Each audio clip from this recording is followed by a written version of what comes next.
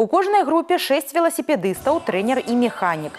На працягу 5 дзён ім трэба будзе пераадольваць каля 100 кіламетраў за суткі. Галоўная ідэя – аб'ехаць усе раёны з прыпынкамі каля помнікаў, абеліскаў і брацкіх магіл. Паўднёвы маршрут складзе каля 450 кіламетраў, а паўночны – амаль 600.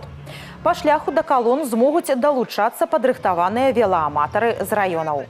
Данное мероприятие у нас охватит все наши районные центры нашей области. Такие мероприятия, они полезны и должны проходить. Ведь гордость за свою страну, в которой ты проживаешь, она должна быть. И вот как раз юное новое поколение, которое принимает участие в этом велопробеге, ребята, которые уже имеют определенные спортивные разряды, являются победителями и призеров чемпионатов Республики Беларусь. Удостоены они такой чести, чтобы впервые у нас в республике, не побоюсь этого слова, и, конечно же, в области провести такой масштабный велопробег, приуроченный данному празднику.